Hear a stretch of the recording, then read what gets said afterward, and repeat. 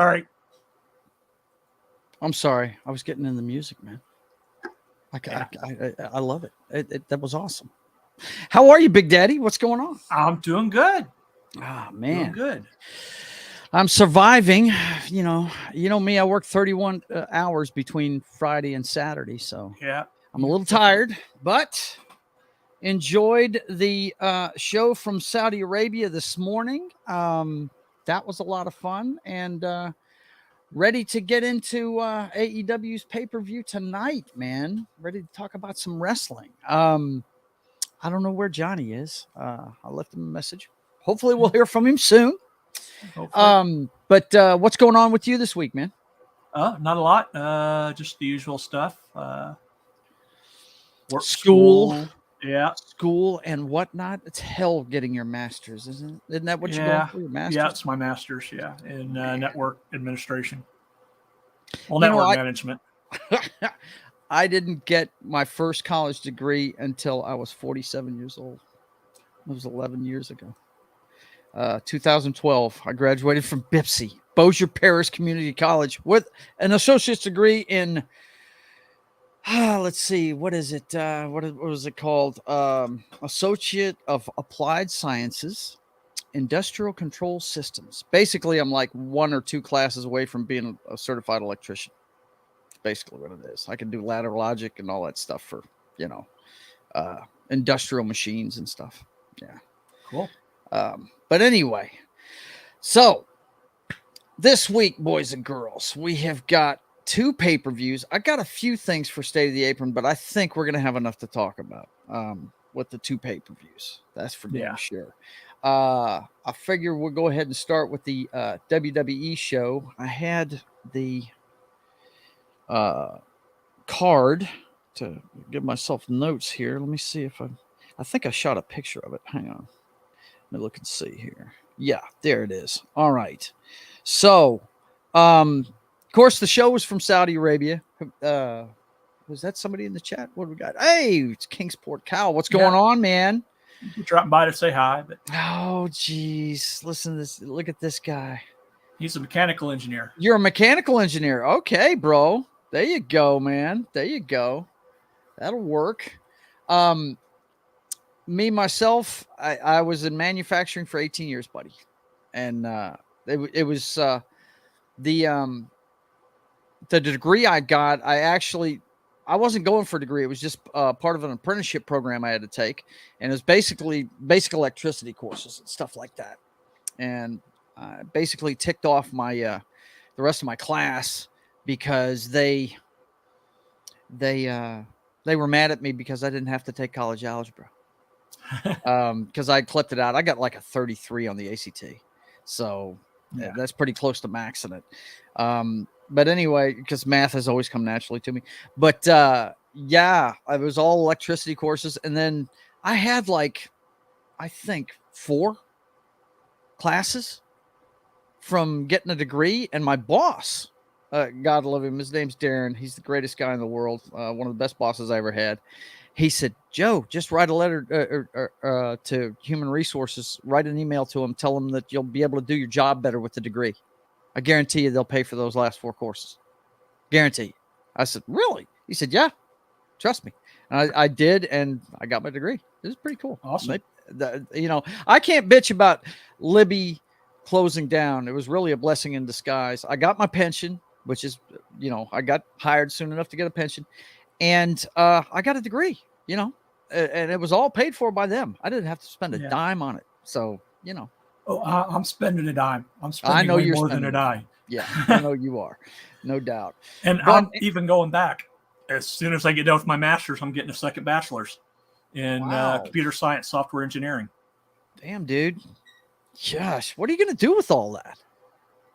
Hopefully start your own business or what? Hopefully work into a CIO job eventually. What is Chief Information for Officer? The idiot that doesn't do computers? What does that mean? Chief Information Officer. Okay, gotcha. Okay, all right. Or at least running a shop somewhere. Let me see if I can find a graphic real quick for Night of Champions. should have had this ready already, but I was so trying to catch up on things that I didn't get a chance to look it up.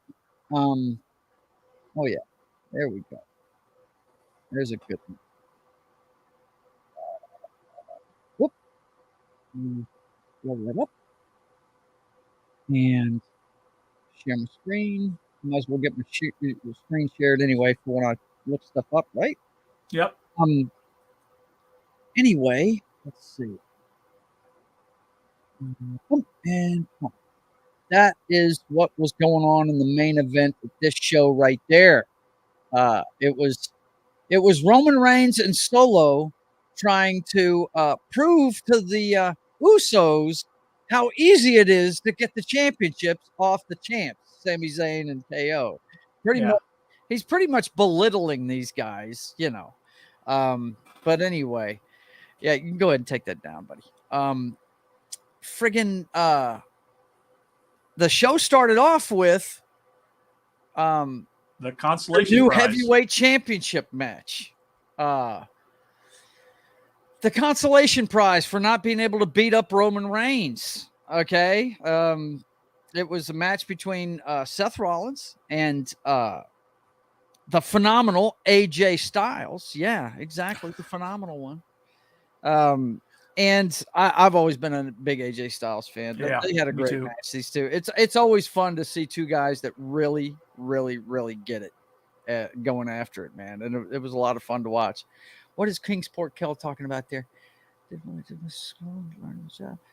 Save your money, kids. College doesn't help, work does. Yeah, well, you know, you got to start somewhere, no doubt. I went to college because it didn't cost me anything. Of course, I was in my 40s too. But yeah, it was a great match. Enjoyed the hell out of it. Thought that of course, Seth's always great, man. There's a reason why, if you look at both the major promotions, the guys that are at the top of their game in both of them are all from the faction that I think is one of the best of the last 20 years, and that's the Shield. Okay. Yep. I mean, Roman Reigns is the guy that he's about to have his 1,000-day celebration on SmackDown this Friday, right? Yeah. Then you got Seth Rollins, who is up for every belt that comes up besides him. And then you've got John Moxley, who was Dean Ambrose in that faction. John Moxley with the Blackpool Combat Club, and him and Bryan Danielson are just knocking it out of the park. They've got a big match tonight, but we'll get into that later on. But this match is really good. Of course, you know, Seth got him with the stomp eventually. I mean, there was so many near falls in this and so many. The thing that was funny is, for some reason, I'm just wondering if it was me, a lot of these matches had to do with injuries. A lot of them did in this pay-per-view. Seth, at one point during the match, went after AJ, and he tweaked his knee. Yeah, he did a suicide dive at him out the ring, and he was selling it, of course. I don't think he really injured himself, but it looked really good what he did. He dead kneed it kind of, and it looked like he'd hurt himself. And he sold it the whole rest of the match. At one point, he had him set up for a curb stomp and went to go do it and collapsed on the way there, you know, and that, you know, building the drama and everything. But eventually he was able to hit it, and he got the win. And how many times did Styles try and hit the Styles Clash? Oh my gosh, yeah, that's the thing. That you know, they were either blowing each other's moves or Seth was acting hurt and couldn't do it. Yeah, there was a few times when Seth had get him right before he was able to do it and all this other stuff. And yeah, but he did finally get it. He got it a couple of times, but you kind of knew Seth was getting the belt. You kind of knew that. And yeah, but this belt, you know, Seth can try and sell this as much as he wants to, but do you have that? Did he upload that video or no? Did he? Oh, this one? Yeah. Seth Rollins wins the championship, and there was much rejoicing.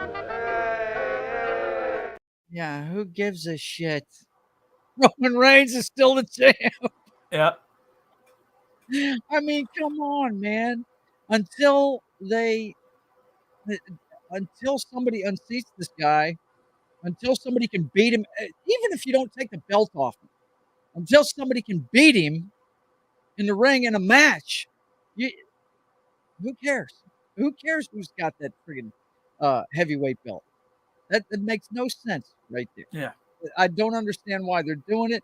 It's almost like they're trying to emulate AEW and put more belts on people, which is one of AEW's problems. They've got way too many belts as it is right now. I mean, Yeah. I sat there and watched the guys that I watch cover wrestling. That's the Wrestle Talk guys from Great Britain. They did I'll have to find that episode one of these days and just show it to folks. They did a count. It's like 15 different belts that they show on friggin' AEW program. Like between men and women, counting now you got to New Japan, men and women, everything, all of it. The TBS, the TNT, and the women have different ones too, and plus, of course, they did count in the Ring of Honor stuff because he had bought Ring of Honor. So, but and speaking of that, well, I don't want to get ahead of myself. But the next match they had after that one, let me see if I can remember what the order was. Because I've got the matches in front of me, I just couldn't remember the order. I think the next one was it that. I think the next Becky one Lynch? was Bianca Belair, and was it Bianca Belair? Might have been. No, it was Becky and Trish Stratus. Yeah, I was gonna say I thought it was Becky and Trish Stratus, and that was a good match. But I man, I tell you what, when they go to Saudi Arabia, they have to wear these onesies. They look like they're at a pajama party, and it's just really weird looking. Well, the cool thing about Becky's is it looked like the bride from it looked like the bride from Kill Bill. It did. Yeah. It did. Yeah. That was cool. Yeah. But hey, Trish Stratus can still go, man. She can still go. It was a good match. It really was. But what is that girl's name? It's Zoe Stark. Is that her name? Zoe Stark. She pops out of nowhere and gives Becky a knee lift into her nose. And I wish Johnny was here because I really want to compare notes with him. I know you just saw highlights, but pretty sure that's where she got her nose busted again, is when Zoe Stark did that to her outside the ring, because I don't think she was bleeding before that. And of course, it cost her the match. The ref wasn't looking, and she threw her in there for Trish Stratus to just go ahead and pin her. Hit the Stratusfaction and Stratusfaction, and it was over, right? But Becky, this is how you know you're dealing with an actual Irish person. Okay, she was bleeding from one nostril on her nose when you first saw it, and then when you saw her again in the ring, she had wiped it all over her face. She did that the last time she got her nose broken when they started calling her the Man. She did the same damn thing then, just trying to play it up big time that she got smashed, and I thought it was really good. Really thought it was good. But I'm kind of wondering where they're going with this, though. Is it going to be, we're going to have to watch Raw and see if it's going to, can Trish walk away from this now, or is there going to be another match between those two, or is it the start of a Zoe Stark push against Becky? I mean, that's what we got to find out Monday. These are the questions that were raised by that. I don't remember seeing anything leading up to this that even showed that Zoe Stark had been talking to Trish Stratus. No, but they sure were high-fiving going up the ramp, leaving. Like this was all set up, because she was under the ring. She came out from under the ring, and so it's gonna be interesting to see where they decide to go with that one, for sure. But my girl Becky loses, and she kind of deserves to, though, because I don't know if you watched the shows leading up to this, the Go Home show on Friday and everything, but they did a really good promo for the contract signing between these two. Okay. and freaking Becky come out. I don't know what is it with the way they're dressing Seth Rollins and Becky Lynch.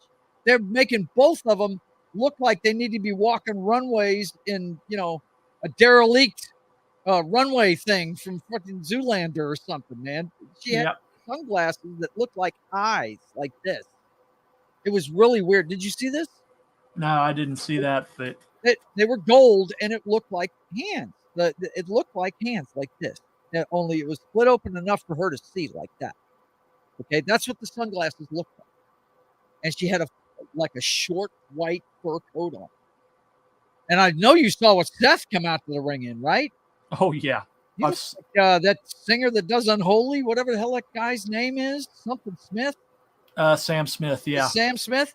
Yeah, he looked like he was wearing something out of his collection, man. I was like, yeah. What are they doing with these two?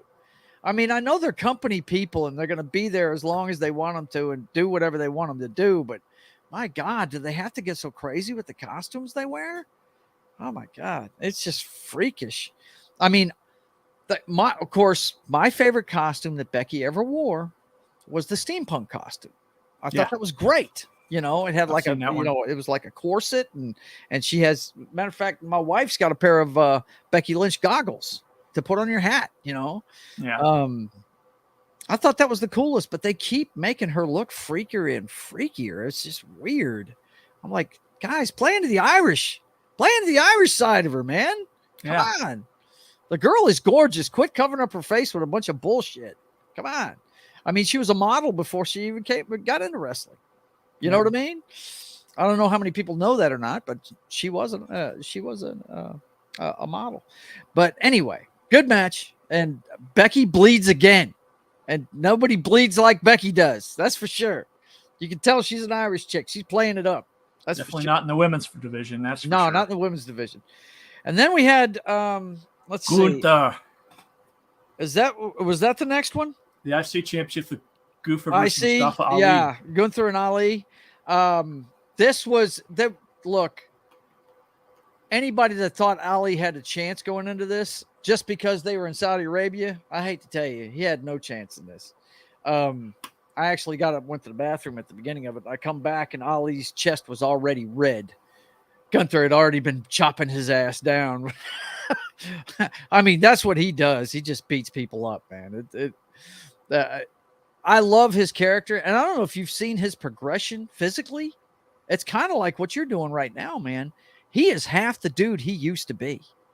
You know what I'm saying? Yeah. He used to be a really big guy, and I love him. I think he's brought a lot of clout back to that Intercontinental Championship. He really has.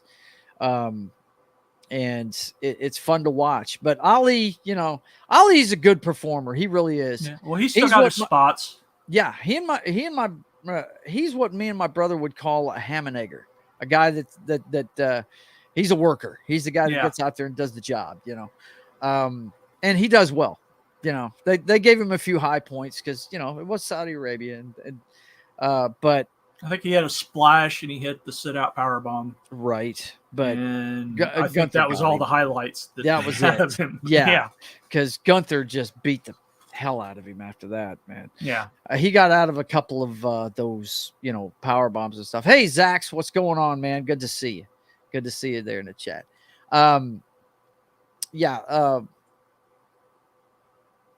That match, it went for a little bit. It wasn't the shortest match of the night. Shortest match of the night kind of shocked me, but I think we had after the Intercontinental Championship, I believe the next one was the EST, Bianca Belair versus Asuka. Yep. And I thought for sure that Bianca Belair was going to win this. And I am one of the few people that am not a big fan of Bianca Belair. I can't stand the hair. It drives me nuts. The hair. And Asuka used it right away and pulled that girl's head right into the friggin' mat. It was awesome. I loved it. It was fantastic. The match was good. They went for a while. A whole lot of back and forth. But when Asuka missed with the mist, I thought for sure she was going to lose the match, man. Yeah. But she figured out a way. Let's see. I'm going to watch AEW tonight, but I'm not that excited about it. You know, we're going to get into that, bud. We're going to get into AEW. We're going through Night of Champions from Saudi Arabia, the one from yesterday, the WWE had right now. But I hear you about the AEW show. I'll tell you what I'm excited about and what I'm just not too hyped about. But I can tell you this. There's a women's match on the card I'm really looking forward to. So anyway, that match right there, could not believe that Asuka found a way to friggin' get it done. I was so happy. You just don't know how happy I was. First of all, Asuka, if you know any of her backstory, she really, when she was in NXT, she had a Roman Reigns like run in NXT. She undefeated, never got beat in NXT for a couple of years. I mean, she was the champ for a while down there.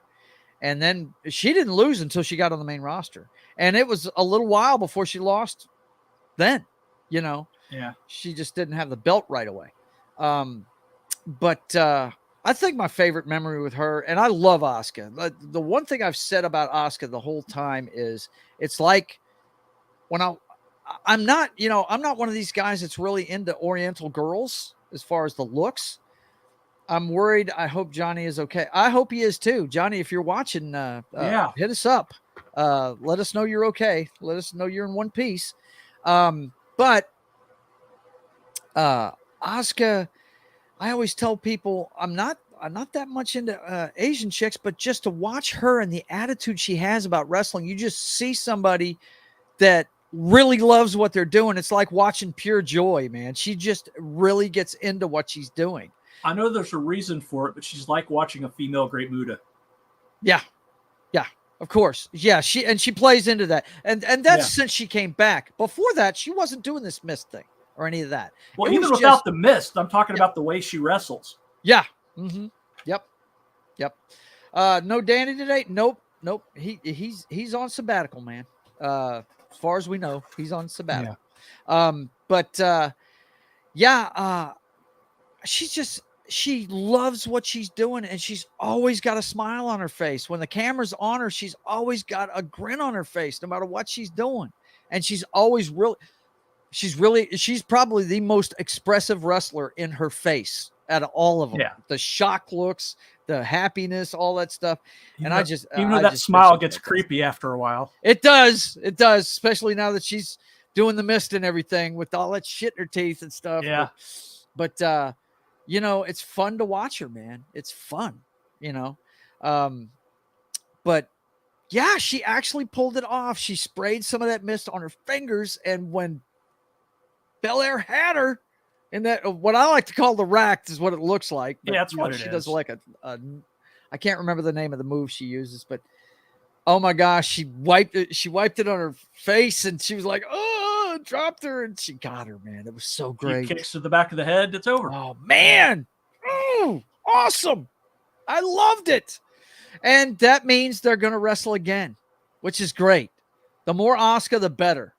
Asuka's one of those ones that, you know, she's like Kevin Owens on the men's side. You're always going to get good stuff out of her. Always, you know, no matter what's going on. I think my favorite memory with her was. It was during COVID. It was when Becky announced that she was pregnant and she was giving up the belt to her. She gave her the belt. And what was funny about it was she wasn't excited about getting the belt. She was excited for Becky being pregnant, you know, because she's a mom. Yeah. Asuka is. And she was super excited about that.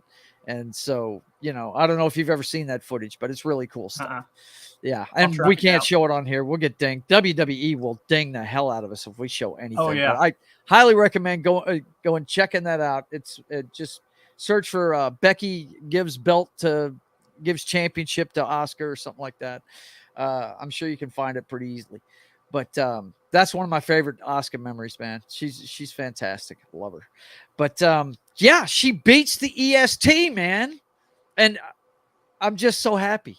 I'm so happy that she beat her. I mean, I got to tell you, most of these, the shows overseas are getting better ever since the Clash at the Castle. They've been getting better. I really haven't liked what I've seen out of the Saudi Arabian shows in the past. They're kind of like a pumped up episode of Raw or SmackDown. Yeah. Usually, I think that they're really, up until this point, they've really been known for their botches more than the good matches. I mean, I remember watching Goldberg versus The Undertaker, and Goldberg forgot to tuck his chin on one of those tombstone pile drivers he liked to do. Yeah. And damn, it looked like he almost broke his neck, you know? And The Undertaker was notoriously mad after that match because of the performance. Yeah. He was really mad. But, you know, they're in the middle of the desert and it's hot as hell out there. They were sweating like crazy from all accounts. So, but anyway, yes, Asuka gets the belt. We had a belt change in this show. Believe it or not, we had a belt change. And it was Asuka pulling it off. I don't think. Let me see. Maybe it was. The next match was the shortest match of the night. What's that? Wasn't it the shortest match of the night? Yeah, the shortest match of the night. It was the other female belt. It was the SmackDown. Yeah, like come on. Yeah. I love Natalia, but come on. Wow, they smashed her. I mean, and just in Royal Judgment Day style too. Dom had her distracted when the bell rang, and Rhea Ripley just smashed her ass, dude. Smashed her outside the ring, smashed her into a couple of sets of steel chairs, or excuse me, steel steps, you know, the diamond plate steps. Yeah. I mean, and what did that last? Like, it wasn't even 2 minutes, was it? I mean, yeah, just smashed the shit out of her. Gave her one of those friggin' moves that she does, and done. Yeah. History. Riptide. Yeah, that's it. And done. Finished. She never got a lick in. I was laughing. My wife and I were watching it, you know, because Rhonda actually likes wrestling. She doesn't like. She used to not like it, but I think I told you this story before. She walked in the night that the Shield busted up when Seth Rollins took a chair to Dean Ambrose and Roman Reigns. Yeah. And I was watching it, and I was a big friggin' Shield fan, and I was pissed. And she was like, "Did that just happen? Are they faking it?" I was like, "No, not faking it. He just turned on him. He's going with Triple H. Sorry, bastard." And she goes, "Wow, I'm gonna have to start watching this." And she's been watching it ever since with me. But yeah, even she was like, Ambrose. "Wow, they didn't even let Natalia get a lick in." Oh, no. What the hell was that all about, you know? But she's getting paid. She's a jobber. Well, you know, if this was back in the day, she'd be part of the job squad. 1, 2, 3, pin me, pay me. Well, I just worry about her because she's had some injuries that she's got to really maintain. She's got to really pay attention to. For instance, she had a detached retina at one time. Yeah, getting smacked with those steel steps definitely won't. Yeah, that's you know, she's got to. I'm sure that they're protecting that and they're paying attention to those kind of things, but she's had some injuries that'll mess you up. And if going unchecked, it could really mess things up for her. So, but yeah, she jobbed out. She wow, she got smashed. But then again, that's what Rhea Ripley does to people, right? That's the whole thing. So yeah, that went over like was planned. And then we had Cody Rhodes versus Brock Lesnar. Wow. First of all, anybody that watches wrestling knows that Brock goes on first or he goes on last. Yeah. Right? So for him to go on in the middle of the show, that tells you how much respect he has for Cody Rhodes. Yeah. Really, this whole thing with him turning bad guy again against Cody, he's really put in. I mean, people love him or hate him, guys. Brock Lesnar is a really good storytelling wrestler. He is great at selling stuff. He is great at acting hurt. He's great at being a bad guy. He's great at being a good guy. Whatever you want him to do, he can do it. Hell, Randy Orton found out the hard way. He's great at splitting people open when they want blood too. You know, I mean, I don't know. Did you ever see that? Do you know what I'm talking about? I can't remember which pay-per-view it was, but he had Randy, and it was a predetermined spot. It almost caused a fight between Chris Jericho. Chris Jericho was still in the company at the time. And when Brock came backstage afterwards, what he did was he picked him up, had his hand on the back of his skull, and he elbowed him about 2 or 3 times across the forehead to split open his forehead. And Randy bled like a stuck pig, right? And he went backstage, and Chris was in gorilla position. Do you know what this is? What gorilla position? Oh yeah, it's the position right there. And Chris was right there by the desk, and when he come back there, he was about to start a fight with Brock Lesnar, right? What are you doing? Yeah. You know, screaming at him. And Vince pulled Chris back and said, "Hey, I told him to do it. Stop." You know? Yeah. Because Chris was ready to fight Brock Lesnar over. For those that don't know, the position right next to the entrance is called the gorilla position because that's where Gorilla Monsoon used to stand. Right, because he was producing the show. And, Yep. That's why it's an ode to him that they call it gorilla position. As a matter of fact, I'm pretty sure all the wrestling companies call it that. Yeah. That's what Gorilla Monsoon meant to the sport. And I got to tell you, my favorite announcing squad was Gorilla Monsoon and Bobby Jesse the Body Ventura, you know, those two, and Bobby the Brain Heenan. I mean, dude, it's just classic. As much as I love good old JR and the King, you can't go wrong with those three, man. Yeah, Gorilla Monsoon, Bobby the Brain Heenan, and oh hey, what's up, Monkey Jeebus? Good to see you. Hey, Monkey Jeebus. What's going on, man? But yeah, Brock can sell like nobody's business, and we know Cody can. Oh yeah. And it looks like ever since he tore his pec, and that was a real thing. He friggin' ripped the shit out of his pec and wrestled with a bad. Matter of fact, from what I understand, he had torn it clean off, is why they even let him wrestle, because he couldn't injure it any further. Yeah. You know, all they were doing was putting a surgery he had to have a day off, you know. But friggin' apparently what we're going to do now, since he had that injury, it's going to be Cody against all odds. It's going to be Cody going into every match with an injury, right? It's going to be something like that, I guess. Because in this one, leading up to it, I think it was Raw. It was the opening of Raw this week, where he threw him through kegs and the steel door to the stadium for cars and shit. I mean, you know, the typical thing, beating the shit out of him, and broke his arm. Well, in storyline, I don't think he really broke his arm, but no.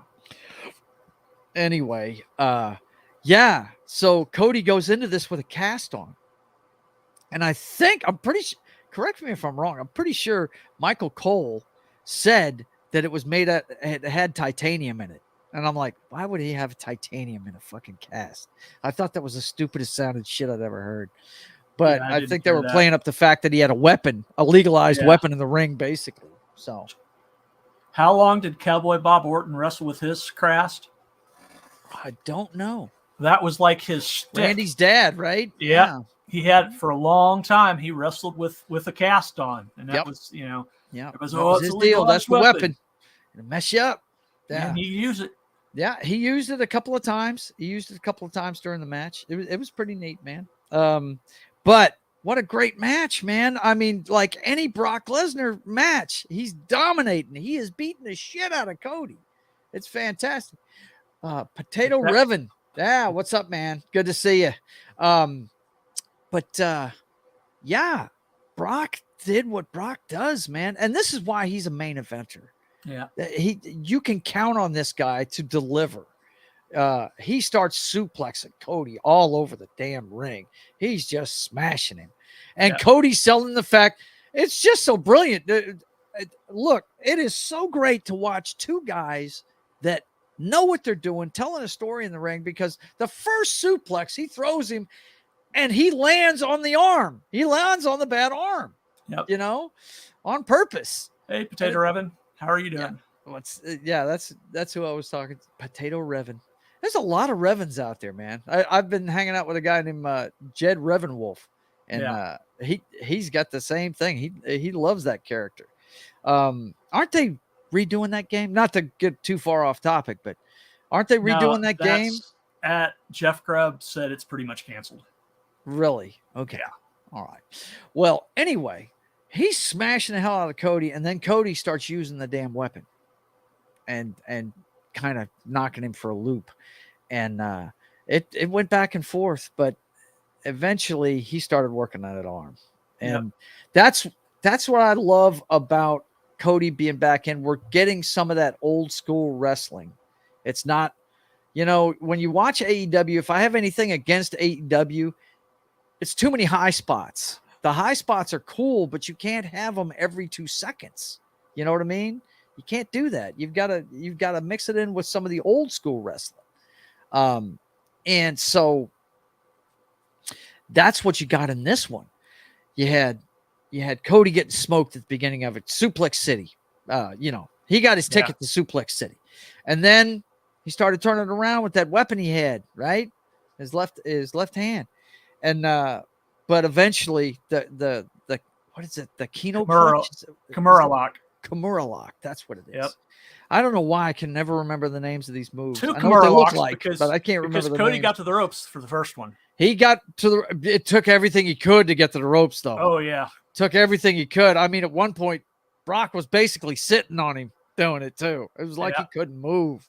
But they sold it well. But yeah, eventually he passed out from it. He just couldn't take it anymore. And he lost the match. So I guess we're gonna get some more of this one. Which is cool with me. Money at the bank, probably. Yeah, Money in the Bank for sure. I mean, I've got no problem with it. I like seeing those two go for it. I mean, and look, there was no belt on the line, but it was a big fight feel, man. Everybody was into it. Everybody was into it. Loved it. Dragon Ruse is here. What's up? Hey, Dragon Ruse. Good to see you. But yeah, man, fantastic stuff. It's too bad that none of the lower belts are going to be as prevalent as what Roman's got. But hey, this is the next best thing. Two heavyweights like this going at it, man. It was fantastic. Yeah. Not until they start splitting the belts off of him. Yeah, which well, we're fixing to get into it. This one we're going to be talking about for a little bit. The third main event. Now they build this as a triple main event show, which is horseshit. There's only one main event, people. Sorry, The main event was Roman Reigns and Solo Sikoa versus Sami Zayn and KO. Now let me tell you, nothing says a big fight feel like that entrance. Look, John, I'm sure you've heard me talk with the other guys about this, but I have been a Roman Reigns fan ever since I came back to wrestling. I came back to wrestling 9 years ago at the behest of a friend of mine from Vegas. He's passed away now. His name is Harry Simon. He wanted me to get back into it so bad. We used to play DC Universe online together, and I created Roman Reigns. He created Dean Ambrose, and another friend of ours created Seth Rollins on the DCUO game, and we ran around it together, calling each other the Shield, right? Yeah. We're all in black combat gear, And, I mean, I've liked this guy ever since I come back to wrestling.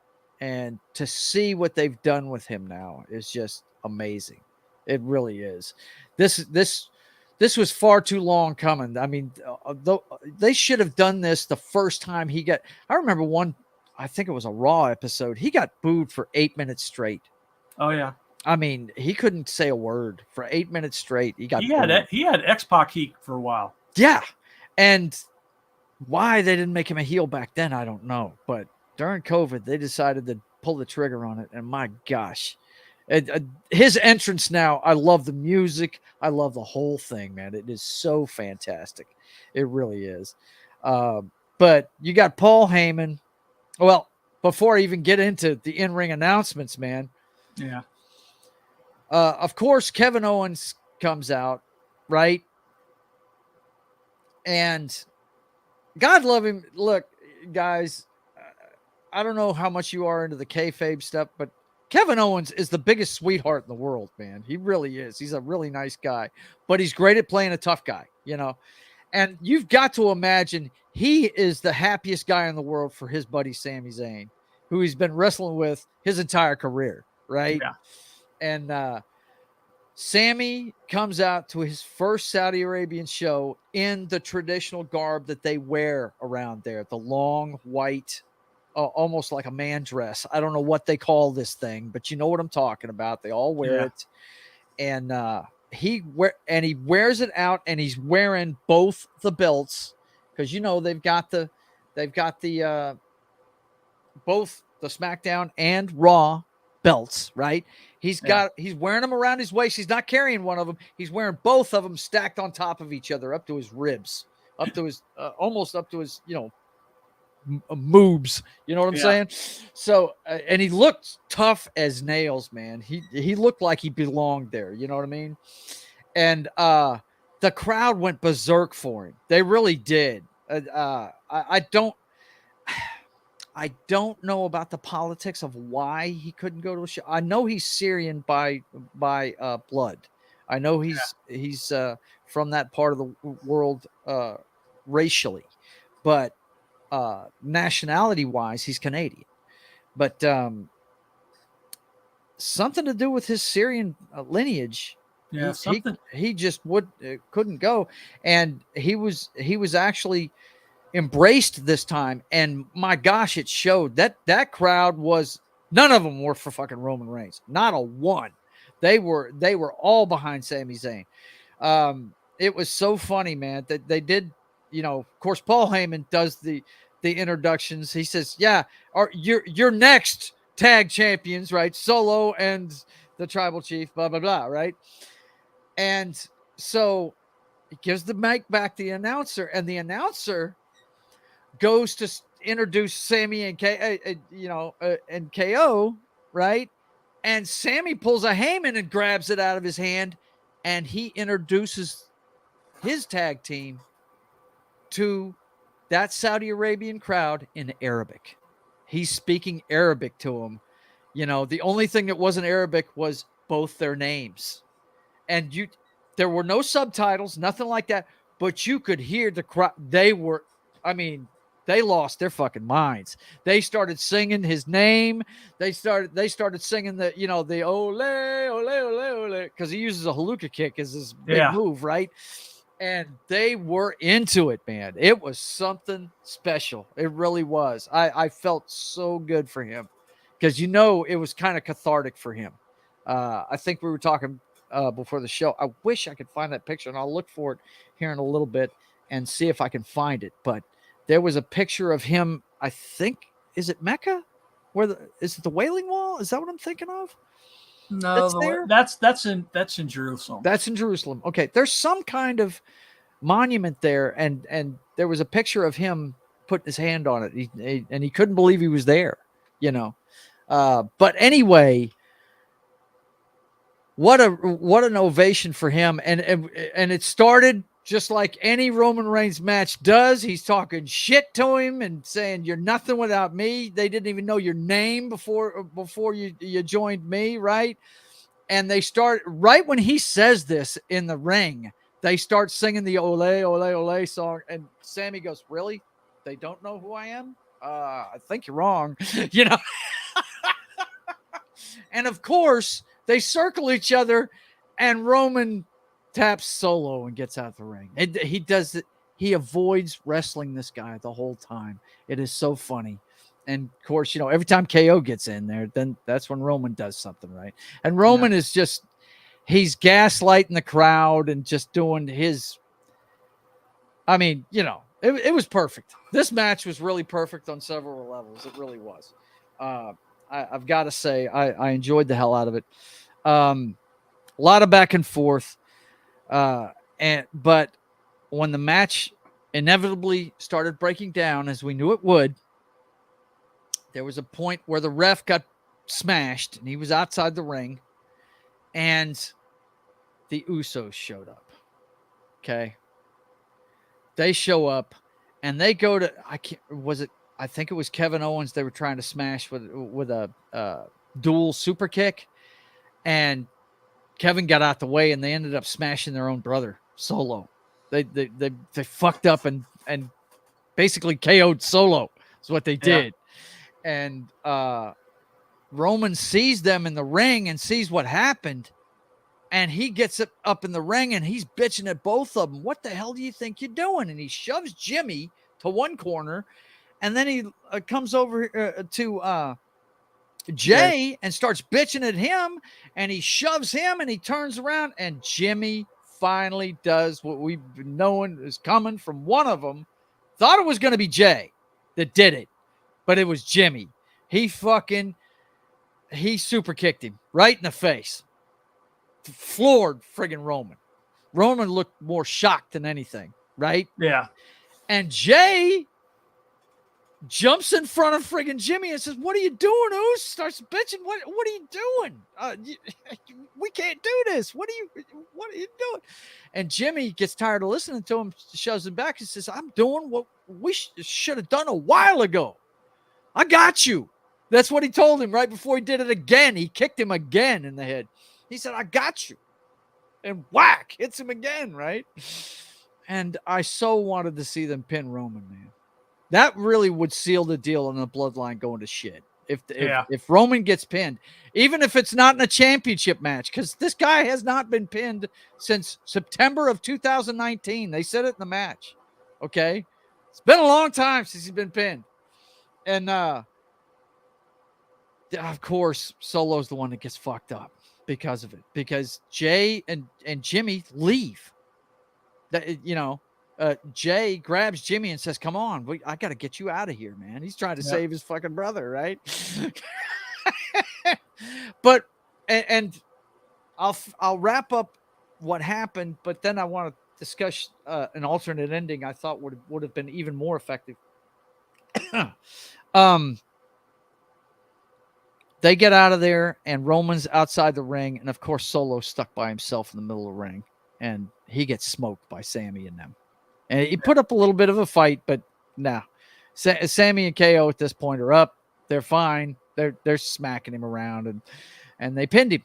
They pinned Solo, and I don't think Solo's been pinned yet. I think that may be the first time he got pinned. I'd have to check on that though. Don't bank on that, but that's what I think that's the case. But Roman is just shocked. He can't believe this has happened, man. Paul Heyman. Of course, Heyman, half the fun of these matches is watching Heyman's reaction outside the ring because he sells it too. That guy's fantastic. There's a reason why he was so successful with ECW. He gets it. He knows how to sell a match. And my God, man, he's just like, he's holding the belts. He's like, what the hell? What are we going to do now, And Roman grabs him and says, "Come on, man, let's get out of here." But great ending. Now what's going to happen next, man? What is going to happen? We know Jimmy's going to have to pay the price, but is it going to be out of nowhere, Randy Orton style, or is it going to be he's going to be put through a gauntlet to prove himself or something like that? I don't think Jimmy's going to be up for that shit. I think he's fed up. He's been fed up. He's been showing that, right? But I really thought, they were playing on the fact that they're brothers, right? I thought they should have grabbed Solo and tried to save him. Even if they couldn't do it, even if he wanted to stay with Roman, he's their baby brother, right? Yeah. I thought they should have tried to get him out of there. You know what I mean? Yeah, that would have been a nice. If they're talking brotherhood, that's your younger brother right there, guys. You need to be bringing him along for the ride, don't you? I thought that if they'd have pulled him out and then those two beat the shit out of Roman and pinned him, that would be beautiful. I thought that would have been a killer ending to it, but that may be something that's coming. Who knows? Yeah. Well, they don't. I don't think they want Roman to get pinned until he gives up the title. Really, you think? Yeah, I think they'll keep him unsullied until then. Yeah. I think we got a Samoan War brewing here. What it's going to be. It's going to be, I guess, at the next pay-per-view, they're probably going to build it to Solo and Roman versus the Usos. The Usos, and I think that's the only pay-per-view. Didn't we talk about this a couple of weeks ago? I think that's the only pay-per-view before SummerSlam. Yeah, Money in the Bank. I think Money in the Bank's pretty sure that's the last one. I can tell you what I'd like to see. When's our break in the first hour? Is it 57 or 53? We have about 4.5 minutes. 4.5. Okay.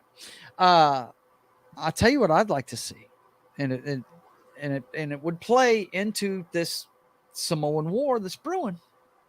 I would love to see The Rock get involved in that right before SummerSlam, and have Roman Reigns versus The Rock at SummerSlam.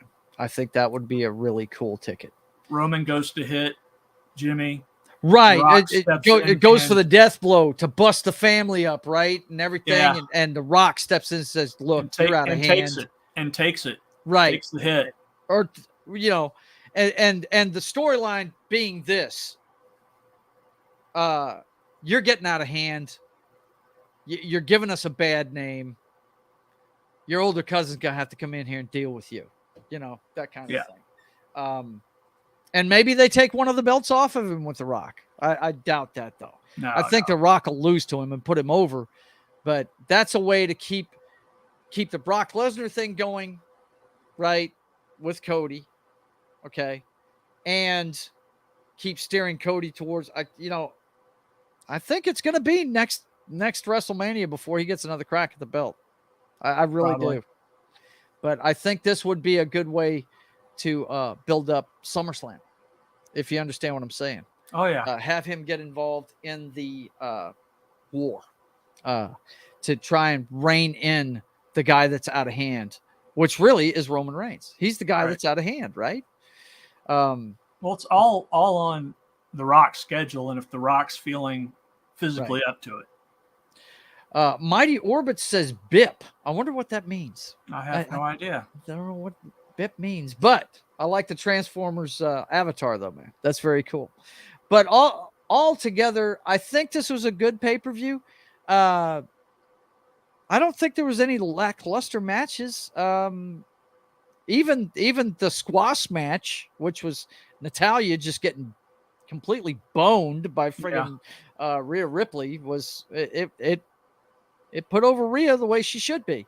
I mean, have you seen the size of that girl's arms? My God, I'd be afraid to fight Rhea Ripley. That girl is strong, or strong, as I like to say, strong with a K. Strong.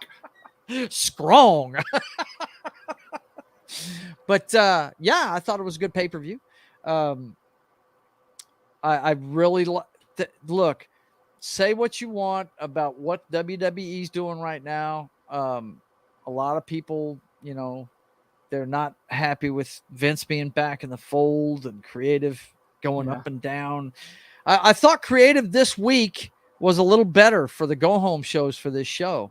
I really like the fact on SmackDown that LA Knight got a win. He actually got a win on SmackDown. I was LA shocked. Knight got a win. Like, what? Wow. LA Knight. He got a win. And he was, who was it he was bitching at? Oh, it was the Street Profits. He was talking smack to them fools after he won, too. He said, you want the smoke? You ain't going to get the smoke. You're going to get smoked by L.A. Knight. And the whole crowd, let me tell you something. The whole crowd has been behind L.A. Knight. Friggin' WWE creative. Get this guy going, because the crowd is into him. They've been into him. He's a really good wrestler. So let's see. What's Monkey Jeebus saying there? The Rock might be up to wrestling again. He said he wouldn't do Fast and Furious, but he's back. Black Adam made him take a look at himself. Yeah. True. I mean,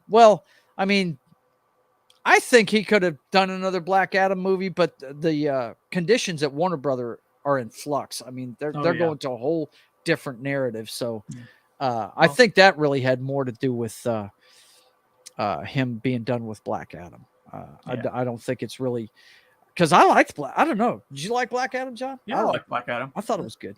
Of course, I'm a big Justice Society fan. So Justice Society, yeah. I was like, I at least got Dr. Fate. Yeah, Dr. Fate. I hate the fact they killed him off so quick. Yeah. But I love, of course, I think Pierce Brosnan's the best Bond ever. But but we ought to put a pin in that because we got to go to break. Yes, we'll go to break and we'll talk about it when we get back. We'll talk about The Rock's career, whether he's going to wrestle again or do some movies. Yep. We'll see you in a little bit. Hi guys, this is Gary from Pop Culture Minefield here on KGRA, and we're leaving for our first break. I hope we survive. Did you know 75% of Americans are chronically dehydrated? If you struggle with focus, run low on energy, or when it's time to finally sleep, you simply can't, this can all be linked to dehydration, and Fuel Up has the answer.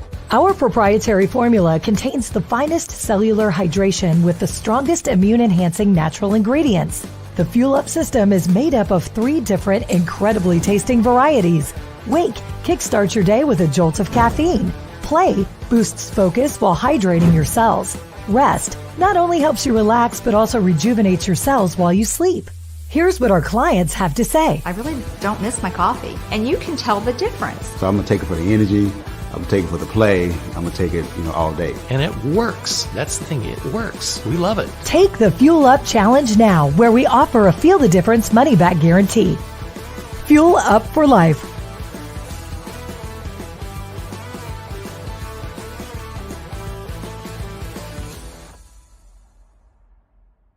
Hey members, the new KGRA DB app is now available on iOS and Android devices. Gain on-demand access to any KGRA DB programming. Download any show directly to your mobile device to listen or watch on the go. Go to the App Store and search KGRA DB. Oh wow, we survived. Welcome back to the commercial break. Now for some more Pop Culture Minefield on KGRA. And all right, boys and girls, we are back. What's up? Let's see. Hang on a second. I don't have the broadcast up, but how many people we got in the chat? I'm looking at like 5, 6. Okay. All right. I want to recognize them. We got, let's see, we got Zax, Kingsport Cow. Let's see who else. Monkey Jeebus, Potato Revan, Dragon Ruse, Anima Confusa, and Mighty Orbits or Bots. Excuse me, or Bots. Yeah. I don't want to mispronounce that. Or Bots. It's good to see all of you, and thanks for watching. But yeah, as far as the Rock coming back for SummerSlam, I think he's probably working on a movie or something. But that guy. He could get in a ring and wrestle a match. I know he could. The guy stays in fantastic shape all the time. He's always in the gym. I mean, half of his Instagram is him working out. It's ridiculous. But I'd love to see that. I've always thought since they started this program with Roman Reigns being the bad guy, that him stepping in to save the bloodline would be a great twist to it. Whether he wins or loses, I think it's money to have those two wrestle. I think you would sell out doing that. So, but it was a good pay-per-view. I enjoyed it. I wasn't able to watch it live. I watched it this morning, but fantastic stuff. And look, Sami Zayn came out more over than he was before, That's possible. If it's at all possible, he was. And it's so and the thing is, John, it's so shocking to me because he was going the way of just comic relief not a year and a half ago, before this bloodline thing came up. and he's the one that really has sold the bloodline the whole time, and it's just amazing. That say what you want about their creative, the big story, the bloodline story, they are knocking that shit out of the park.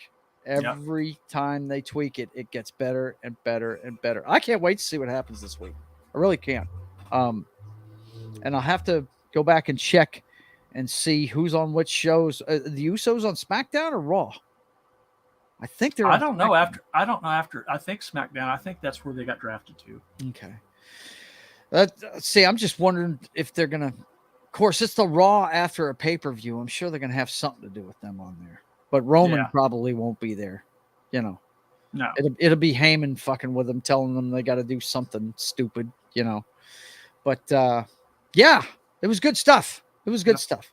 In a fatal four-way or something. There was nothing clearly that I just said bleh to. That really wasn't. And that's, I can say that about a lot of the stuff here lately. But this one, they actually did a good show in Saudi Arabia. So WWE, I got to give it to you. Whenever you don't screw it up, I got to give it to you. You did a great job with this one. Okay, so tonight we've got Double or Nothing. And I've watched. I thought that conditions might be where I was by myself today, so I went ahead and watched Dynamite. I sped through that and watched it. And of course, it opened up again with Orange Cassidy defending his international belt again. Isn't that like the Jane opening by match Starship again? Huh? Isn't that like the opening match every week? Just about every week, man. I think last week it wasn't the opening match, but it was this week again. And he won again. He always wins. I'd have to let me pull up the results so I can remember what happened. Let's see. AEW. Dynamite results. But yeah, I think The Rock coming back could be money for them. It'd allow the Brock story to develop with Cody for a little bit. They'd have room to breathe with it. You know what I mean? And it would play into the bloodline. That's the whole reason why I've said that. Whenever I saw that Roman was being a bad guy, I said, it would be really great if The Rock tried to save the family from going down the pit of hell with Roman Reigns and his ego. You know what I mean? Oh yeah. So I've always thought that would be good. Yeah, and Rock's always money. I mean, he is. You say The Rock's going to show up, people are going to tune in. Yeah, they are. They absolutely are. Let's see. Dynamite results. Okay. I think this is it here. You know what I hate is these sites. They got so many ads you can't even see the damn story on it. Yeah, I hate that. But Okay. I believe this is it.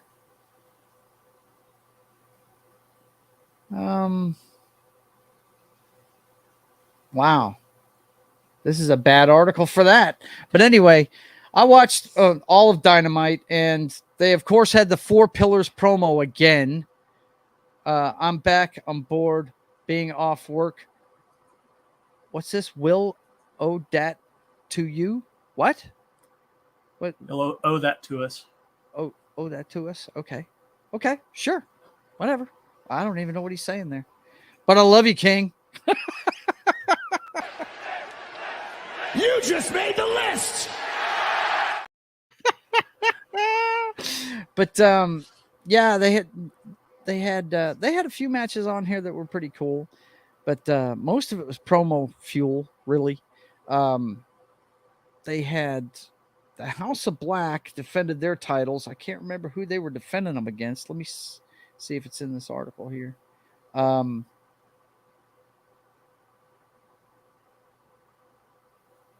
Yeah, I really don't watch Middle League, AR and Fox, and Blake Christensen is who they wrestled against. Knew they weren't going to lose, The they've got a match tonight, which let's see. We got the card here. Who is their match against? Where's the House of Black?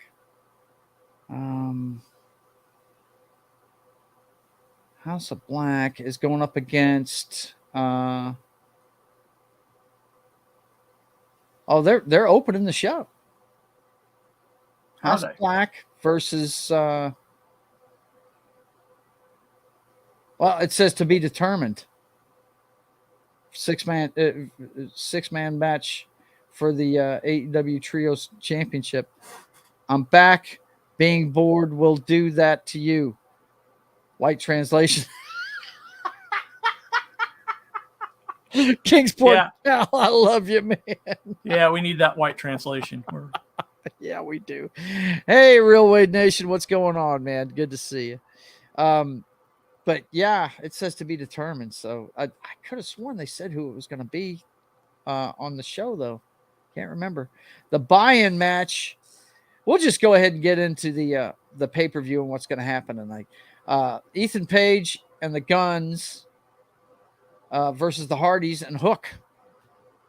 So that's the buy-in match. Now the buy-in, that's their pre-show. Okay, that's what the AEW calls their pre-show, the buy-in, right? Yeah. All their stuff is geared towards gambling in this pay-per-view because it's taking place in Vegas and they buy into it, man. They buy in all the way. But yeah, the Guns versus the Hardys with an extra guy, right? And then we've got House of Black against it says to be determined. So maybe these guys at the beginning are wrestling to see who's going to wrestle House of Black, because that's a 3-man team. Maybe that's what it is. I don't know. Not sure. But the one after that, and House of Black should keep their belts, I would imagine. They're the best trios going. I don't see either one of those teams right there. Maybe the Hardys and Hook, but I don't know that you want to take the belts off the House of Black, man. They're destroying people. I don't know if you saw their match, the match during the show, but man, wow. Did you see any of Dynamite? I haven't been watching except for like occasional sporadic, if I catch it kind of thing. What happened was Buddy Matthews, who used to be Buddy Murphy in the WWE, okay, smacked the shit out of one of them. I can't remember who got a hold of who, but Buddy Matthews smacks the shit out of one of them and puts him in a he puts him in a submission hold. One of these foot locks where he's got the guy on the ground and he's basically twisting his leg off, right? Yeah. Then Malachi Black, somebody comes in there to try and save him, and Malachi Black grabs that guy and puts him in a submission hold on the ground right there. And then the big guy, friggin' oh God, what's his name? Brody King, the big guy of the group. This dude comes up and he is super kicking Buddy Matthews in the face. And Buddy Matthews isn't giving up the hold. He's no selling it. He's like, boom, like he can't be moved, right? Yeah. And Brody King comes up behind the dude on the other side of the ropes, drags him over and puts him in like a fucking sleeper. So all three of them are in submission moves. All three of those dudes. And the ref is like, okay, that's enough. Calls the match. Because they're all going to die. Nobody can help each other out. It was pretty, for AEW, that was a great ending to it. It was really cool. I love the House of Black. Malachi Black, I think, has really flourished doing, because he, like Bray Wyatt, he's a great creative mind that didn't really tap into in WWE. They kept with his character. He damn near had almost an Undertaker like entrance when he first got the WWE, and they dumbed it down and some other shit. And boy, he's so much better in AEW. He really is. The two guys that have done the best when they've transferred over is Jon Moxley and Malachi Black, both of them. They fit AEW perfect. You know, my wife has got a John Moxley shirt that says "unscripted violence." That's his whole thing. You know, but anyway, that should be fun to watch. I hope they hang on to the belts.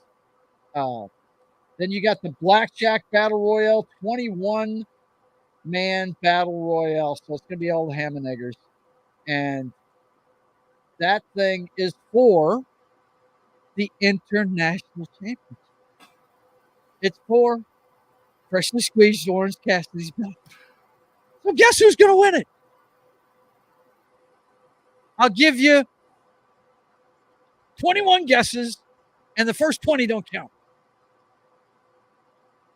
He's going to walk through this with the belt, right? Yeah. You know, of course he is. Let's see. Then the next one on the card is Wardlow versus Christian Cage. Wow. Christian still wrestling after all these years. You're a big fan, I know. Yeah. I still hope he comes back to WWE for. It would be good to see them have a retirement run at the belts, right? Yeah. Tag belts in WWE. That could be cool. Yeah. But he's going to have Luchasaurus in his hip pocket too. Luchasaurus hasn't wrestled. I don't think he's wrestled a match since he came back. Question. How accurate was the wrestler, the film? How accurate was it? Well, I mean, it's fictional. It's a fictional character. But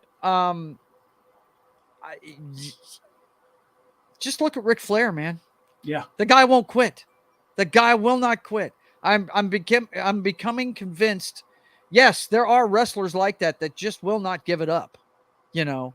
Yeah. And I could definitely see a wrestler dying of a heart attack in the ring at 50 or 60 years old. I mean, Ric Flair's damn near 70, isn't he?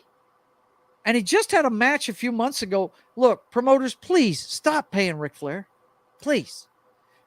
For his sake, please. We're tired of seeing him. Because he wrestled Jay Lethal. And matter of fact, the two guys that are Jeff Jarrett and Jay Lethal. And he passed out twice during the match, from what I understand. I didn't watch it because I am not going to buy that product. The man is too old. He's too old to wrestle. Okay?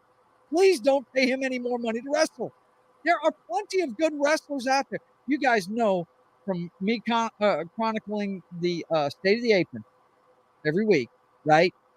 There are plenty of good, talented wrestlers out there. Okay? You do not need it's great to see. It's great to see Edge get his neck repaired and be wrestling again. That's great. Fantastic. Christian wrestling again after all these years. That's great. That's fantastic. But these guys just turned 50. You know what I mean? They're just there. You know, I'm almost to the point where I don't want to see Sting anymore. He's getting close to 60. And he's still doing it. But actually, I think they use him very sparingly. Huh? I think he's 61. Is he 61? But yeah. But you got to remember who we're talking about. Sting is a guy that takes care of himself, much like a Tom Brady. He's an idiot about his health, right? He always has been. And he's 64. He's 64 years old. Of course, they use him sparingly. He's the backup for Darby Allin. They use him more for his mouth than wrestling now because he's really good at cutting promos. I think the last time I saw him on AEW Dynamite, he was talking smack to MJF. As a matter of fact, it was one of those 4 pillar spots, and he ended up whacking MJF. And I think MJF beat him up a little bit, but not bad. I mean, they don't put him in a bad spot these days. He's not wrestling full matches or anything. No. But, that's great. That's fantastic. But, there are good young guys. I keep saying LA Knight. I know you guys are getting tired of hearing this. This is a guy you could run with. Joe, why isn't Cena in here? Laugh out loud. He is. You just can't see him. Yeah, he's in there. You just can't see him. He's in there. But you know he's going to be back for SummerSlam to put somebody over. Oh, That's yeah. his job now. He comes in twice a year to put somebody over, not to win anything. You know, Nope. I've got a friend here in town. Every time I tell him, like, who did he wrestle at WrestleMania? I don't even remember now. Oh yeah, it was the opening match at WrestleMania one of the nights. It was dumbass, right, from Atlanta, the ATL. Yeah. God almighty, I never can remember this kid's name. Austin Theory. Yeah. He wrestled Austin Theory and put him over. And no, I mean AEW, laugh out loud, because he doesn't need to, bud. He's much like The Rock. He's moved on to Hollywood, man. He did. You know what he makes a lot of money doing? Voiceovers for commercials, dude. Oh, yeah. That guy's voice is in almost every other commercial you see on television. Okay. But yeah, he's moved on. He's making that Fast and Furious money now. Yeah, he's making it Fast and Furious money, that Peacemaker money. Yep. The guy actually is pretty damn funny. The dude is pretty funny. He really is. He can play a meathead really well. You know, I don't know what that says for him mentally, but you know. Yeah. No. Did you ever watch Total Bellas when him and Nikki were dating? No, Dude, this guy is something else. I think he's borderline OCD. There's one night a week where they all get. He purposely, the men have to wear a suit. They have cigars and wine sniffers for brandy. They do a dinner to the nines once a week. I can't remember what night it's during the week, but man, yeah. And the women have to show up in evening gowns and all of that. I mean, right there at the house. You know what I mean? Yeah. I can see Daniel Bryan with the suit on and, you know. Yeah. He did. Yeah. He wore a suit. He knew the guy liked to do that, and he did it. I mean, they were at one point they were going to be brothers-in-law. You know what I mean? Yeah. At one point, what's Real Wade talking about? Hey, Joe and John, opinion of that wrestling movie that the girl journey to WWE. I can't remember movie name. Oh, the one about Are Paige. you talking about the one about family. Paige, buddy?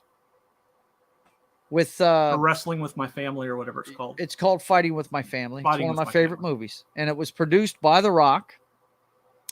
He produced it. He's also in the movie. But the guy that makes that movie is Matthew Vaughn. Matthew Vaughn makes that fucking movie. No, Vince Vaughn. Vince Vaughn. Yeah. Vince Vaughn. He is, yeah.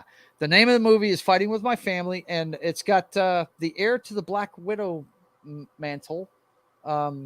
Yelena I can't remember that girl's name ever. Huh? I Pugh. got her character name. Pugh. That's it. Florence Pugh. Florence Pugh. She plays Paige in it. And you know who? Look, my favorite female wrestler ever is AJ Lee. Okay. You know who plays AJ Lee in that movie? Who? Malachi Black's wife. Oh. God, why can't I remember that girl's name? She's the little Hispanic one in the Latin World Order. Oh, okay. The one that when they had the pay-per-view in Puerto Rico, the one before this one. Yeah. She wore the Puerto Rican flag out there. She should have won the fucking match. It was against the EST. Yeah. God almighty, why do I not? Come on, guys, help me out there. You know this girl's name? Oh. You know the WWE, you never win in your hometown. I am having a senior moment here. Oh my God. Let's see. I follow her on Instagram though. I'm sure she's had something up this week. Let's see. Where is she? She is here somewhere. She's a great cosplayer too. Well, shit. I'm just going to have to look it up because it's going to drive me crazy. Okay. Sorry, guys. Okay. Just got to do it. Got to do it. Her face is right in front of me. Malachi.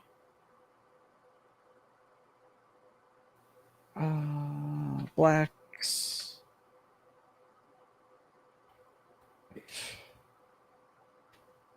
It drive me nuts. You know it is. Malachi Black's wife. Images. There he is, but where is his wife? Ugh. It's gonna drive me crazy. AEW. Okay, that's good. Now, wife. Zelina Vega. Fuck, why can't I remember that girl's name ever?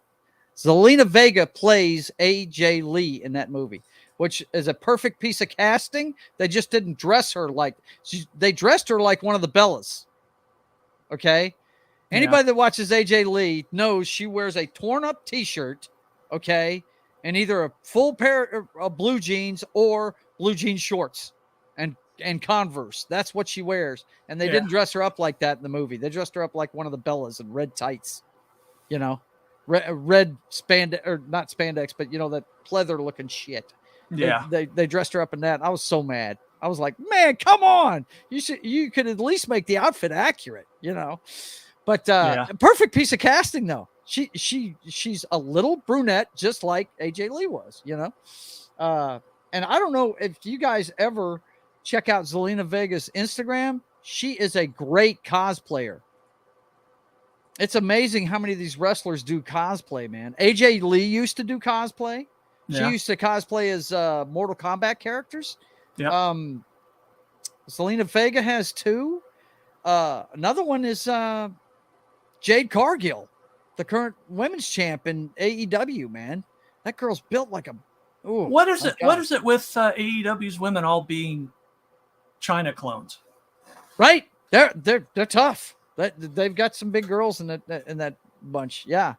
But Jade Cargill, I don't know if you could call her a China clone. No. She is really just, I don't think she's got an ounce of body fat on her. No. I mean, she is slim, tall. That would be what Tara Victory or Tara Victory and Tara Valkyrie's put on weight. I was watching her match today against Lady Frost. Lady Frost, yeah. I was watching that match and she's put on weight, man. Lady Frost is another one that's built like a tank. Yeah, she is. Yeah, they've got a bunch of them. Of course, I'm a big fan of Toni Storm. I hope she wins tonight. She's taking on the champ tonight, Jamie Hayter. I think, isn't that who the champ is? Nyla Rose is a man. Yes, we know that. Monkey, Jeebus. Yeah, we know that. Yeah. But actually, she is not messing around. She's had the bottom surgery, boys and girls. That she is all in with being a girl. So you've got to respect that. Yeah. Yeah. Let's see. Okay. Speaking of The Rock, Black Adam wasn't great, but it was okay. I would have rather had Shazam instead of Superman. Okay. Well, I thought Black Adam was cool. Not every movie is going to be the best, guys. No. I mean, just to get off topic for a second, The Flash, I'm looking forward to. Not because of Ezra Miller, though. It's because I want to see all the Batmen that are going to be in it, man. And I want to see Nicolas Cage, Superman. Yes. Definitely want to see that. And I'm a big Supergirl fan, as you guys know. So any iteration of Supergirl, I'm down with. You know, even though they've cut all her hair off and turned it black, still down. Yeah. But anyway, let's see. Rip China. I've watched her porn. Good stuff. Really. Yeah. Especially when she played the She-Hulk, right, bud? Yeah. Wow. Good stuff. Yeah. But getting back to the pay-per-view that's happening tonight. Let's see. Wardlow versus Christian Cage should be a good one. If they're smart, they'll keep the strap on Wardlow. But this is one I could see going to Christian because they keep playing up the fact that Luchasaurus is his guy, right? Yeah. And Wardlow's got Arn Anderson in his corner. Now, I don't think Arn Anderson can handle Luchasaurus if he gets out of hand. Yeah. So I'd have to put the edge there outside the ring too. I'd have to give it to Christian. But I'm hoping this is a stepping stone towards Luchasaurus getting back in the ring. You know what I mean? And taking on Wardlow. I hope that's what's happening here. You know, maybe we do a 3-set. Maybe Luchasaurus costs Wardlow the match, right? And Christian wins. Then Christian gets the belt back, and this builds a rivalry with Luchasaurus. You know, I want to see Luchasaurus get back in the ring. He reminds me a lot of Drew McIntyre when he came back. Not his first go around in the WWE, but when he came back as the Scottish Warrior. You know what I mean? Yeah. He really reminds me of that. And he's fun to watch. He's a little stiff, but we need to get him back in the ring because he is one of their giants, and it's always good to have a few of those guys around. Jamie Hayter versus Tony Storm is the next one on the card. I think I've talked about that. I am a big Tony Storm fan. I really want to see her do well. I liked her in NXT. Of course, they brought her up to the WWE for a cup of coffee and didn't do anything else with her. So, you know, hey. But Jamie Hayter, she's a beast. The girl is tough. She's going to be hard to beat. But if they were going to, if a strap was going to change hands, I think it may be in this match right here. Because, you know, you've got kind of a faction war going on here too. Because Tony Storm's got Paige, you know, or Saraya, whatever they call her now, over in AEW. And I can't remember what they call themselves. But it's Ruby Rose, Saraya, and Tony Storm. And they've got a faction name. I think it's the Outcasts. I think it's what they call themselves, the Outcasts. But they've got a little faction war going on there, you know, because Jamie Hayter's best friend is, of course, Adam Cole's girlfriend, Britt Baker. So, yeah, the Outcasts. That's what I thought. Oh, look at this. Danny's in the chat. Look out. What's up, Danny? Good to see you. Yeah, Tony Storm, I want to see get that belt. That would be nice. Yeah. The next one, man, FTR versus Jeff Jarrett and Jay Lethal. Now, FTR basically had a squash match during the thing where during the show this week, and they had a little back and forth with Jay Lethal and Jeff Jarrett. And the thing about this match is the special guest referee is Mark Briscoe, and he in the go home show was pissed off at Jay Lethal and Jeff Jarrett. So it's going to be interesting to see what happens during that one. Anytime they have a guest referee, there's going to be shenanigans, boys and girls. There's going to be no clean friggin' ending to this one. There's going to be some fast counting or something. That's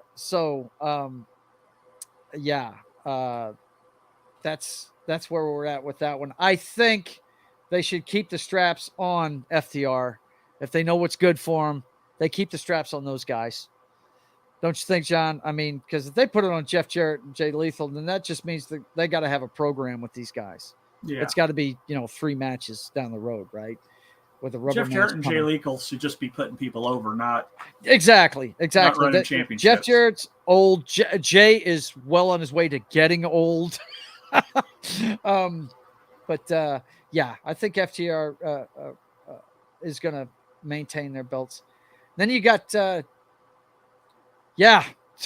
two large females. Two female rhinos about to butt heads. Jade Cargill versus Taya Valkyrie. Wow. Boom. Yeah. A movable object versus Jabba the Hutt if she doesn't watch it. My God. I don't know if you've looked at her lately, but look, Taya Valkyrie used to be a China type, right? She was muscular. Yeah. Now she's just thick, dude. She is just thick. I saw her. I don't know what Mr. Morrison is doing, but he needs to get that girl on a treadmill or something. I don't, Mr. Wrestling Morrison there. She's married to Morrison. John Morrison. He needs to. They need some exercise in that household. He doesn't. He looks like he's in great shape every time I see him, but her, ooh, she's putting on the pounds, man. And of course, I don't know. She could have just had a kid for all I know. I don't know. Yeah. But I know that look, my favorite version of Taya Valkyrie, and she wrestles in you've heard me talk about her in State of the Apron a lot. Yeah. Right. She wrestles all over the place. She wrestles for Major League Wrestling. She wrestles for Impact, just about every brand name out there. She wrestles in the Mexican League, the AAA League, you know. My favorite version of her, though, was her program with Tessa Blanchard in Impact. It was about 4 years ago, and fantastic stuff. It was right before she made her run against Sami Callihan to win their men's championship. Tessa, that is. Taya Valkyrie had been the champ for a long time, and they had great matches together. And that, you look at pictures of her back then, she was looked like she was juicing, man. She looked like China, you know, only blonde. But that's going to be that's going to be an interesting match, because we've told you guys on this show about Jade Cargill needing work, not just squash matches. She needs to go a few minutes with some folks and start getting some work, because she's kind of a stiff wrestler. She needs to get some practice in doing some of this stuff. This is not going to be a squash, I don't think. It's kind of interesting. The female matches on this show are going to be interesting. Of course, the Jamie Hitter Tony Storm match, they're going to go for 20 minutes, and it's going to be good. Yeah. But the Jade Cargill Taya Valkyrie match, I can't see Taya Valkyrie getting squashed. I just can't see that. I think they're going to have to go for a little bit here.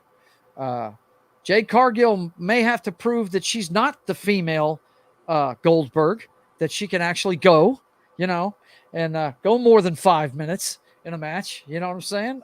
Yeah. So that'll be interesting to see. Then we've got the unsanctioned Adam Cole versus Chris Jericho match. And I got to tell you, you need to cue up that video that we added today. And when I point at you, I want you to play it, because the promo for this was a contract signing, and the Chris Jericho Appreciation Society showed up with Chris Jericho to meet Adam Cole in the ring, who had Roderick Strong with him. They've gotten the Undisputed Era basically back together in AEW under a different banner. But they're all just friends of Adam Cole right now. They don't really have a name, but they were talking, you know, they were playing up what's built up to this, like when they had Adam Cole handcuffed to the friggin' ropes, and they beat the shit out of his girlfriend in front of him with a kendo stick and all this other stuff, you know. So who you got in your corner, right? And he says the big reveal, it's Sabu. And there was much rejoicing. Yeah. I liked Sabu back in the day, but he's like of this MFer is too old to be in the ring. Yeah. I mean, he was throwing chairs at people when he got in there. Did you see this? What I'm talking about? The contract signing? I don't think you've seen any AEW. No. Yes. Oh my God. It was horrible. It was horrible.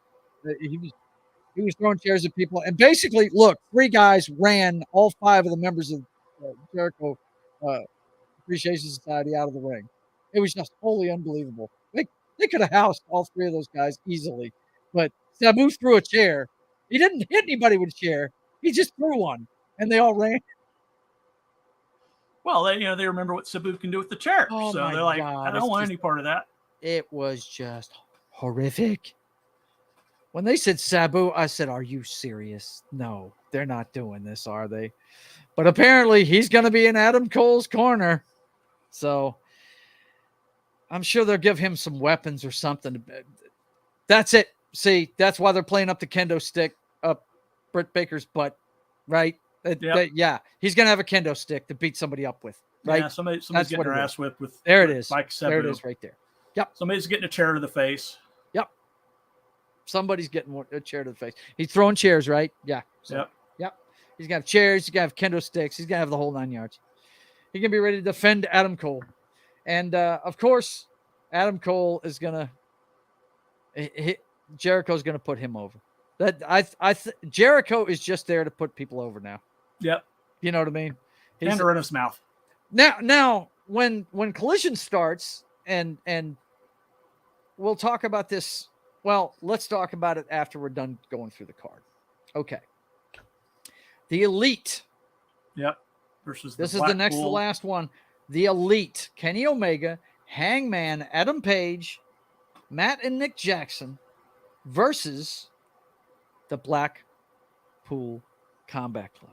My favorite faction in AEW right now, because it's got my boy Jon Moxley, it's got Bryan Danielson, it's got Claudio Castagnoli, and it's got and the fourth guy, I don't even know his name. What is it? It's Wheeler Yuta.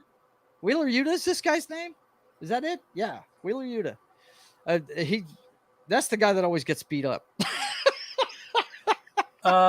He's the punch taker in that bunch. His real name's Paul Gruber. Really? Well, I like Wheeler Yuta better than. But they are going to have, I believe it's an arena, some kind of arena match. I can't remember exactly what they called it. Anarchy in the Arena. Anarchy in the Arena. That's it. Thank you, John. Yes. And last night, as they were, Wednesday, when they were going off the air, Matt and Nick Jackson had gotten involved in a match at the end of the show. I can't remember who it was. Cannot remember who it was. But basically, the Blackpool Combat Club came out there, and Jon Moxley said, you guys think you've seen violence before. We're going to just tear you up. And when I love Jon Moxley. That guy is great at cutting a promo. He was losing his damn mind. And the only thing I don't like about AEW is they use GD a little too often for my taste. You know what I mean? Yeah. On national television, I don't know that you need to be doing that, because it was used twice in the Go Home show on Dynamite.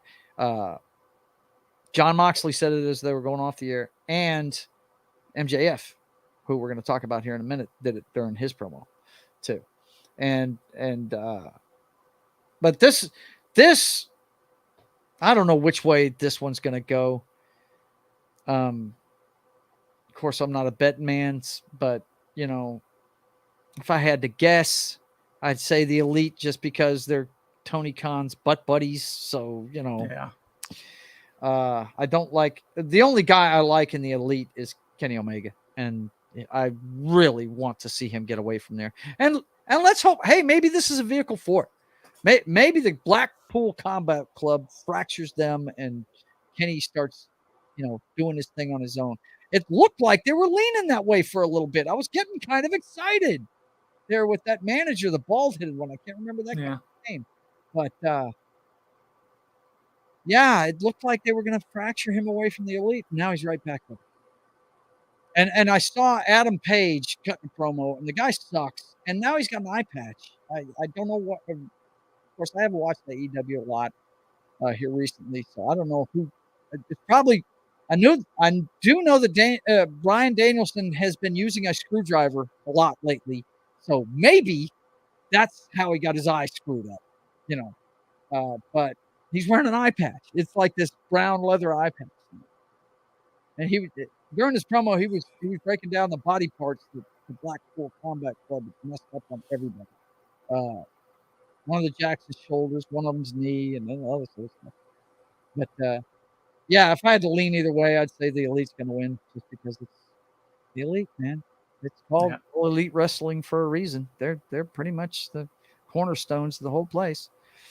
But speaking of cornerstones, in the main event, it's going to be the Four Pillars as they call them, which basically, I got to tell you, has basically taken these guys completely out of matches for months, a couple of months now, leading up to this. I think Sammy Guevara wrestled in this go home show against somebody. I can't remember who it was. But MJF in the go home show.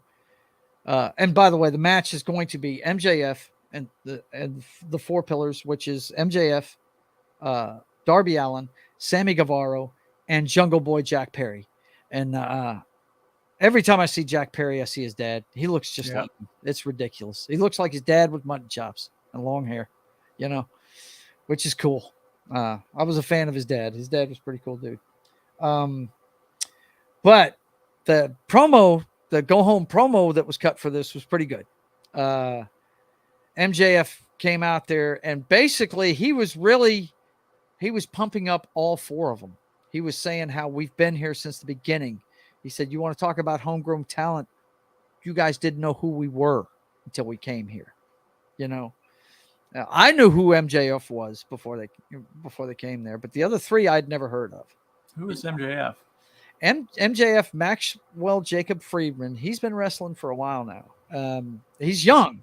Was he in WWE at all? No, not WWE, but he okay. You've probably heard me talk about him in the past. There is a wrestling organization called Major League Wrestling. I'm not sure which city it's out of. Yeah. But it is a notch below Impact Wrestling, but it's above the independent scene, if you understand what I'm saying. Okay. They have I'd put them about ROH and them about the same level as far as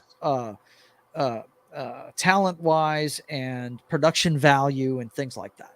Okay. It's Ring of Honor and them is about equal. Ring of Honor, you might consider a little above them, but not much. The only thing that puts them above them is Ricky Abani. Okay. That announcer who I think happens to be the best wrestling play-by-play guy in wrestling. He should be on every show.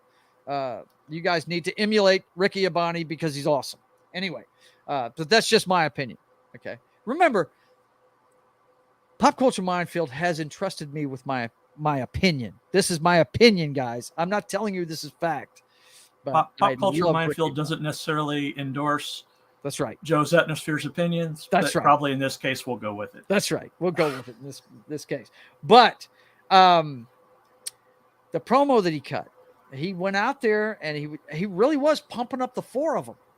And then and he dropped the GD in the middle of it saying, hey, we are the best. And he had that crowd just into it, man. I mean, he was singing the praises, said, we have beaten the best. All four of us have. That wrestling has to offer today, blah, blah, blah. He said, that being said, they all suck.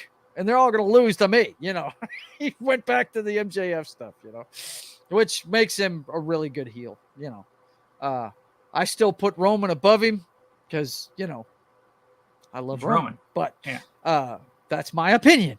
A lot of people think that MJF is the modern day Ric Flair. He's the bad guy that you love to hate. You know what I mean? Yeah, he can lose this without even being pinned. It's a fatal four-way, guys, which means the first pin wins the thing, man. And he could lose it, but I don't know. And this now, I think Johnny corrected me on this. I thought All In was their WrestleMania. That's what I thought because it was, it was the anniversary of the independent show that started, but I think they corrected me and told me this is their WrestleMania, a Double or Nothing, because it was their first pay-per-view. I think they're considering this their big one. So I guess if MJF's going to lose the belt, he's going to lose it tonight.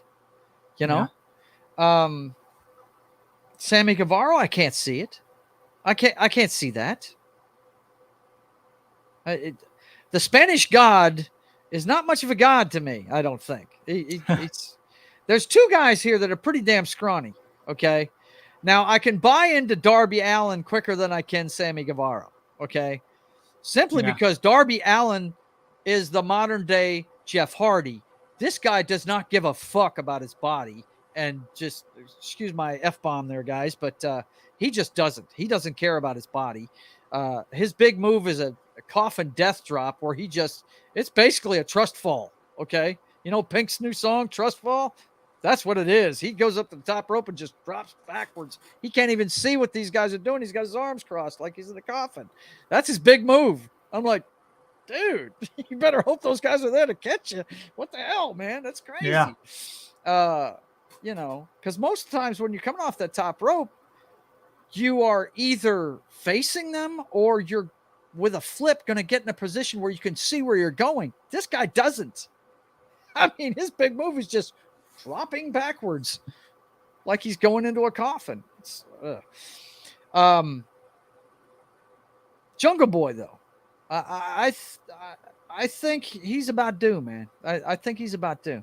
I think if they're going to take it off of MJF, that's the guy they're going to give it to. And he's the biggest baby face out of them. I mean, Darby Allin, I guess you could call him a baby face, but he's more of an anti-hero kind of thing, you know? Yeah. The skateboarder guy. He's an X Games guy, you know, that kind of thing. Sammy Guevara is just a douche. MJF is a heel. An honest to God heel. He's a great one. But Sammy Guevara is just a douche. I got nothing for Sammy Guevara. The Spanish God can just stay home for all I care. But if they're going to take the strap off and put it on anybody, I think, you know, Jungle Boy. That's the guy they should do it with. But who knows? Who knows what's going to happen at it? But the big question is this, and this is where I wonder where it might happen, because there's been a lot of conjecture. Okay, you know, AEW's got a new show coming on. It's Collision. And the big story is that CM Punk is going to be the face of that show. Okay. Apparently they're doing a pseudo, not really a brand split like WWE does, but there's definitely people in AEW that don't want to see CM Punk back there. Right. Okay. And it's rumored that they're going to have certain people on each show to keep it separated. You know, is that the Offspring? I love that band. Yeah. But that's the big rumor. Now, he could pop in two places, if you ask me. Of course, MJF is a given. He could screw over MJF and start a feud with him. That would be pretty cool, you know, because MJF's a big fan of his, you know. That could be one spot where he comes in. First of all, is he going to show up? Offspring. Kingsport Kel. They're great, dude. I love them. Let's see. Yeah, what's the name of the song? Come Out and Play? Yeah, that's it. Yeah. I used to cover that song. Yeah, I hear you, brother. I hear you. It's great stuff. You know what? Not to get off topic too much, but I love great garage bands, man. I really do. I always thought that they were great. And there's another one that I think they were called Center Field. I'm not sure. No, the Outfield. They were a garage band sounded band, and I thought they were really cool too. Yeah, the Outfield. That's what they were called, right? Yeah. But anyway, I could see him interjecting himself if he shows up. First of all, we don't even know if he's going to show up. Okay. Now, the first Collision is going to take place in Chicago. They announced that at Dynamite this week on the 17th of June. And this is the only pay-per-view before then.